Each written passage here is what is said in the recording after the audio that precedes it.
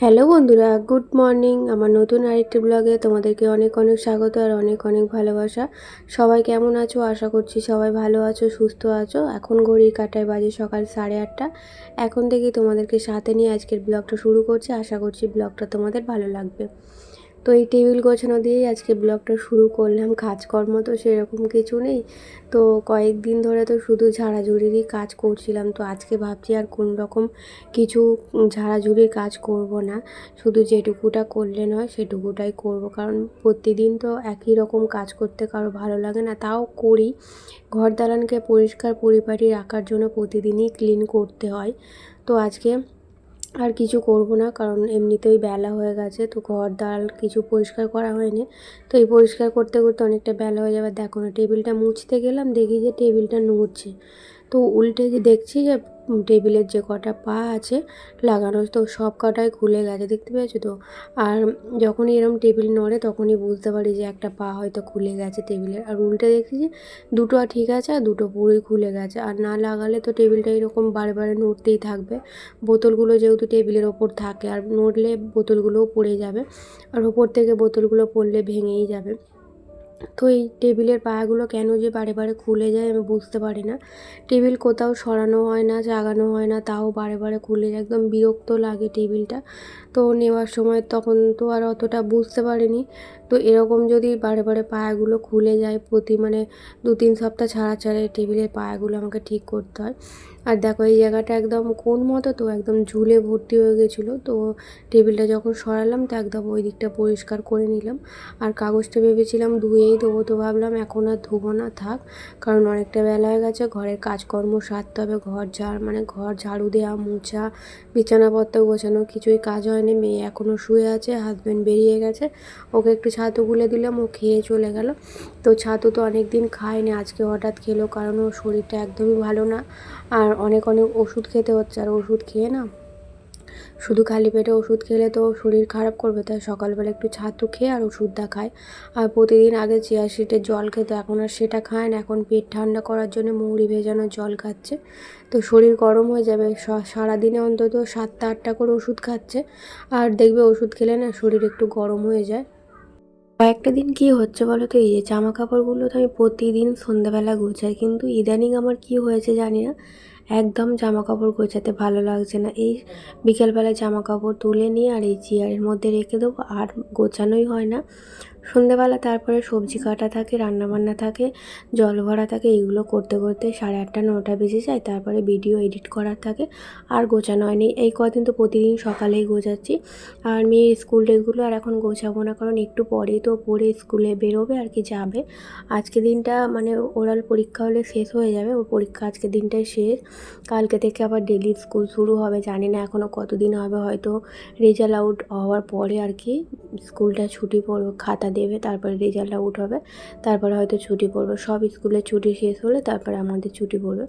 আর দেখো টেবিলগুলো আর চেয়ারগুলো তো প্রতিদিনই পরিষ্কার করা হয় ওপর দিক থেকে, কিন্তু ভেতর দিকটা তো একদমই পরিষ্কার করা হয় না। ভেতর দিকটা একদম ঝুলে ভর্তি হয়ে গেছে। তো একবারে পরিষ্কার করে নিলাম। আর দেখো, তোমাদের তো সেদিনকে এক ঝলক দেখিয়েছিলাম, দুটো গাছ কিনে এনেছি। তো আজকে সেই গাছগুলো একটু বসিয়ে নেব মাটি দিয়ে। আর কি গাছের প্রতি এত নেশা হয়ে গেছে। যেদিনকে আর কি মাকড়দা বাজারে গেছিলাম, মাকড়দা বাজারে তো রোজ যাওয়া হয় না, যখন যাই না গাছ কেনার জন্য মনটা ছটফট করে। আর আমার হাজব্যান্ড এবারে রেগে গিয়েছিলো যে তোমাকে কি গাছের নেশায় ধরেছে জানি না, যতবার আসবে ততবার 2-1টা করে গাছ কিনে নিয়ে যাবে। কী বলো তো, গাছকে যে ভালোবাসে, তো তার তো মন গাছের দিকেই থাকবে বলো। আমার এটাই হয়। তো মাকড়দা বাজারেই তো গাছটা বেশি পাওয়া যায়। ওখানে 2-3-4-5টা দোকান আছে, 2-3টে বলবো না, শুধু গাছ আর গাছ। ওদিকটা গেলে না শুধু গাছের দিকেই লক্ষ্য রাখি। শুধু ওদিকটা কেন, রাস্তাঘাটে বেরোলে শুধু লোকের জানালার দিকে তাকিয়ে থাকি, কোথায় কার ইনডোর প্ল্যান্ট লাগানো আছে। আমার একটা এমন, কিন্তু আগে এই নেশাটা ছিল না জানো তো, গাছের প্রতি যে এত ভালোবাসা, এত নেশা আগে ছিল না। ইদানিং খুব বেড়ে গেছে। শুধু মনে হয় যে ঘরের মধ্যে গাছ লাগাবো, কিন্তু সব সময় তো কিনতে পারি না। যখন পয়সা থাকে তখন কিনে আনি। তো এই গাছগুলো কিনে এনেছিলাম, একটার দাম 80 টাকা আর একটার দাম 50 টাকা নিয়েছে। তো তার সঙ্গে দুটো টবও কিনে এনেছি। তো গাছগুলো একটু বসিয়ে দেবো, পরশু দিনে নিয়ে এসেছি, বসানোর সময় পাইনি বলে বসানো হয় না, তো আজকে বসিয়ে দেবো। আর আজকে রাত্রিরে ভাবছি সমস্ত কাজ বাইরে বার করে দেবো।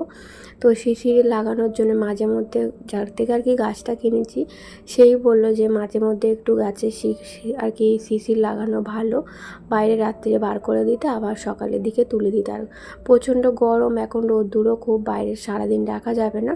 তো আপাতত এখন গাছগুলো এখানেই থাক, রাত্রিবেলা মানে সন্ধ্যেবেলা গাছগুলো বাইরে বার করে দেবো।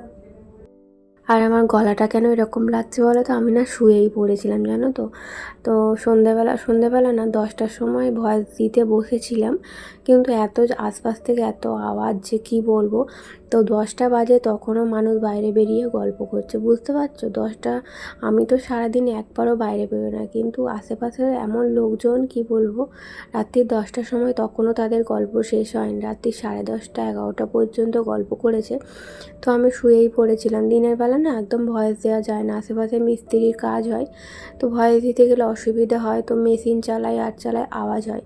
তাই আবার রাত্রিবেলা শুয়ে শুয়ে ফোন ঘাঁটছিলাম, তো ঘুম ধরছিল না, তো ভাবলাম ভয়েসটা দিয়েই দিয়ে একদম মানে চারিদিকটা নিস্তব্ধ হয়ে গেছে বলবো না, কিছু লোক এখনও জেগে আছে, আওয়াজ হয়তো মানে তোমরা পাচ্ছ যে আশপাশ থেকে এখনও আওয়াজ আসছে। তাহলে আমি কখন ভয়েসটা দেবো বলো? না দুপুরবেলা দিতে পারি, না রাত্রিরে দিতে পারি, কোনো সময় শান্তি নেই। আর রাস্তার ধারে বাড়ি, গাড়ি ঘোড়ার আওয়াজ তো আছেই। যাই হোক, এইভাবেই আর কি তোমাদেরকে ম্যানেজ করে দেখতে হবে, কিছু করার নেই। আমার ভয়েসটা নিয়েই খুব সমস্যা, প্রতিদিন তোমাদের একই কথা বলি যে ভয়েস দেওয়া নিয়ে আমার খুব সমস্যা হয়ে যাচ্ছে। কোনো রকম মানে নিশ্চিন্তে একটু ভয়েসটা দিতে পারলে আমি বাঁচি। তো যাই হোক, এখন এই যে অনেক কাজকর্ম করে নিলাম তোমাদের সঙ্গে গল্প করতে করতে, বিছানাটাও এখন এই যে সুন্দর করে গুছিয়ে নিলাম। আর কালকে তো বলেছিলাম বিছানার চাদরটা চেঞ্জ করব, কিন্তু কালকে আর করা হয়নি, তো আজকে এই যে চেঞ্জ করে নিলাম বিছানার চাদরটা। বিছানায় যেদিন চাদর চেঞ্জ করা হয়, মানে ওই কাঁচা চাদরই আর কি, ধোয়া কাঁচা চাদর, সেদিন দেখবে বেশ ঘরটা মানে একটা আলাদা লুক মানে চেঞ্জ হয়ে যায়, ঘরটা মানে সৌন্দর্য যেন দ্বিগুণ হয়ে যায়। মানে প্রথম দিনটা যেদিন আর কি বেচায় সেদিনকেই একটু বেশ ভালো লাগে দেখতে, তারপরে আবার যেমনকে তেমনই হয়ে যায়। তো যাই হোক, এখন এই যে ঘর দালানগুলো পরিষ্কার করে ঝাড়ু দিয়ে নেব। আর মেয়ে গেছে ওদিকে চান করতে, ও ঘুম থেকে উঠতেই তবে আমি বিছানাটা গোছালাম। চান করতে গেছে, ও এলে তারপরে আর কি টিফিন করবে, তার আগে রেডি হয়ে নেবে, সমস্ত কাজকর্ম মিটিয়ে নিয়ে তবে টিফিন করবে। আর খাটের তলাতে আমি প্রতিদিন এইভাবেই পরিষ্কার করে মুছে রাখি, তাও খাটের তলায় যে মানে কি করে যে এত ধুলো জমে আমি বুঝতে পারি না। প্রতিদিন খাটের তলা আমি মুছি জানো তো, ঝাড়ু দেওয়ার পর প্রতিদিন মুছি, তাও এই যে দেখো কত ধুলো বেরোচ্ছে, দেখেছো তো? আর বিছানা যেদিন চাদর তোলা হয় সেদিন তো বেশি মানে ধুলোটা পড়ে। তাই কী করি বলো তো, যেদিন বিছানার চাদর তুলি না সেদিন আগে থেকে ঘর ঝাড়ু মোছা কিছু করি না, বিছানার চাদর চেঞ্জ করে নিয়েই তারপরে এগুলো করি।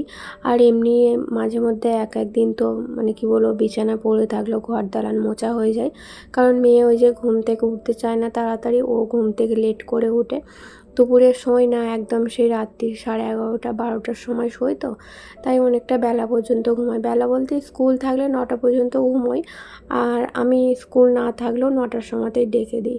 আর মেয়ে ছেলে বেশি বেলা পর্যন্ত ঘুমানো ভালো নয়, কিন্তু কি করব বলো তো, কোনো রকমভাবে এই অভ্যাসটা আমি ছাড়াতে পারছি না। কিন্তু দেখো, মায়ের কাছে গেলে না 7 বেলা বেলি উঠে পড়ে, শুধু মায়ের কাছে বলবো না, মানে কোথাও একটু ঘুরতে গেলে তো সেখানে দেখবো 7 বেলা বেলি উঠে পড়ে, ঘরেতেই এত বেলা পর্যন্ত ঘুমোয়। তো ঘরটা ঝাড়ু দিয়ে নিলাম, এখন এই যে ঘরটা মুছে নেব, দালানটাও ঝাড়ু দেওয়া হয়ে গেছে, উঠোনটাও ঝাড়ু দেওয়া হয়ে গেছে, সেটা তোমাদের সঙ্গে শেয়ার করলাম না। তো এখন এই ঘরটা ভালো করে মুছে নেব, ঘর দালান ভালো করে মুছে নিয়ে তারপরে যাব চান করতে। আজকে সকালে ঘুম থেকে উঠেই ভেবে নিয়েছিলাম যে চান করার মানে রান্না করার আগে চান করে পুজো করে নেব, কী বলো তো, শুধুমাত্র টিফিন করার জন্যেই আজকে আর কি, আজকে নয় ইদানিং আমি করছি আর কি, চান করেই আর রান্নাটা করছি সকালে একটু টিফিন খাওয়ার জন্যে। কী বলো তো, সারাদিন এরকম উপোস করে থাকলে না একদিন ঠিক শরীর খারাপ করবে, তাই চেষ্টা করি সকালবেলা বাসি কাজকর্ম সেরে চান করে পুজোটা করে নিই রান্না বসানোর জন্যে। আর কালকে তো সমস্ত সবজি আমি কেটে রেখেছিলাম কি রান্না করব না করব, ওই যে তোমাদের বললাম সকালে আজকে ঝোল রান্না করব, তো তারই এই যে মশলা বার করাচ্ছি, এখন মিক্সিতে পেস্ট করব। এইগুলো না ভালো মিক্সিতে পেস্ট হয় না, মনে হয় শিলেতেই যে ভালো বাটা হয়, কিন্তু শিলেতে বাটতে গেলে প্রচুর কষ্ট হয়ে যায়। ধনে মৌরি এগুলো শিলে বাটতে না খুব কষ্ট হয়, আর শিল ভালো না কাটানো থাকলে না আরও বেশি কষ্ট হয়। তাই কী করব, ভালো পেস্ট না হলেও মিক্সিতেই দিয়ে করি। আর আগে মিক্সি থাকা সত্ত্বেও আমি শিলেতেই বাটতাম। ইদানিং এখন মিক্সিটা আর কি নতুন নেওয়ার পর থেকে শিলে আর কিছু করি না, মিক্সিতেই সমস্ত বাটাবুটিটা করি। বাটাবুটি বলতে শুধু আদা রসুনটাই পেস্ট করা হয়, আর 4-5 দিনের আদা রসুন তো একবারে বেটে রেখে দিই। রোজ রোজ আর বাটার কোনো ঝামেলা থাকে না, রান্না করার সময় শুধু বার করে একটু রান্না করে নিলেই হয়ে যায়। তো ওদিকে ভাত বসিয়ে দিয়েছি, আর এদিকে এই যে আলুগুলো ভেজে নিচ্ছি। আর এরকমভাবে ঝোলে আলু কাটলে না আমার মেয়ে খেতে খুব ভালোবাসে, শুধু মেয়ে না আমি খেতেও ভালোবাসি।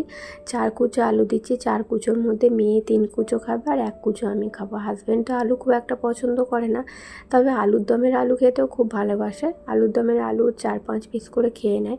আমার আবার আলুর দমটা খুব একটা ভালো লাগে না, নিজের হাতে ভালো লাগে না, কিন্তু মায়ের হাতে রান্নাটা ভালো লাগে। তো আলুগুলো ভেজে নিয়ে তরুলিটাও একটু ভেজে নেব, ভালো করে লাল লাল করে ভেজে নেব।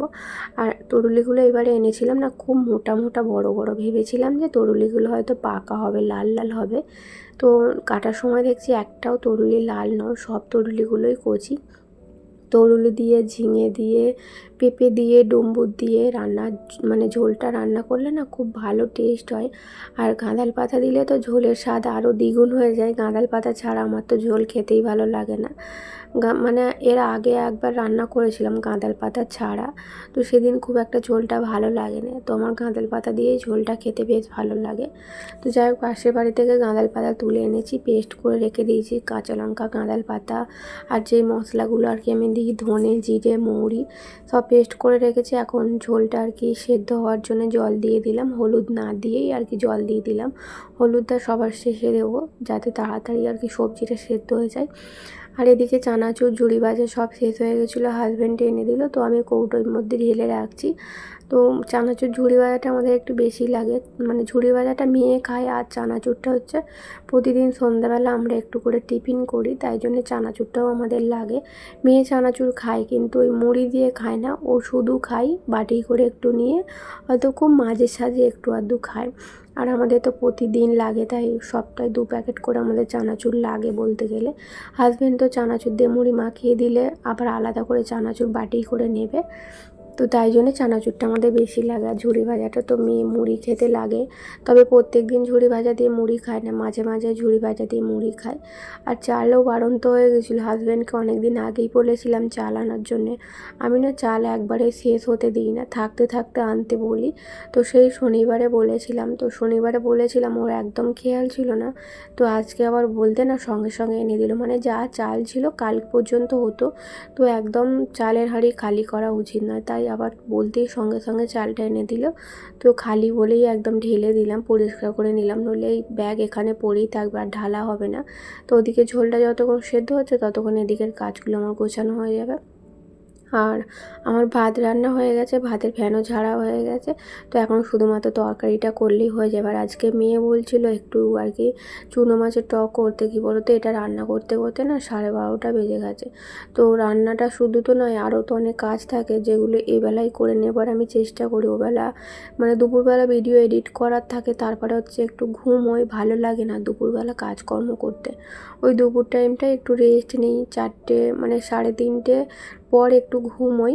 3:30টার আগে তাড়াতাড়ি খাওয়া দাওয়া করে ভিডিওটা এডিট করে রেখে দিই, রাত্রিবেলা ভয়েস দিই। আর ওই 3:30-3টের সময় করে একটুখানি ঘুমোই 5টা পর্যন্ত, তারপরে উঠে পড়ে আবার ওই বিকেলের যা কাজকর্ম থাকে সেগুলো করি। তারপরে হচ্ছে রাত্রিবেলা রান্না বান্না, পরের দিনে কি রান্না হবে না হবে সেই সবজি কাটা, কী বলো তো, এই করতে করতেই সারাদিনটা আমার কেটে যায়। দুপুরবেলাটাই একটু রেস্ট পাই, তারপরে রেস্ট পাই না। তো রান্নাবান্না হয়ে গেল, এখন গ্যাসটা ভালো করে পরিষ্কার করে মুছে নিলাম। আর আজকে হচ্ছে মাগুর মাছটা রান্না করেছি। আর মাগুর মাছ, শিঙি মাছ ভাজলে দেখবে খুব তেল চটে, তো একদম মানে কি বলবো ভয়ে ভয়ে ভেজেছি, চাপা দিয়ে দিয়ে ভেজেছি।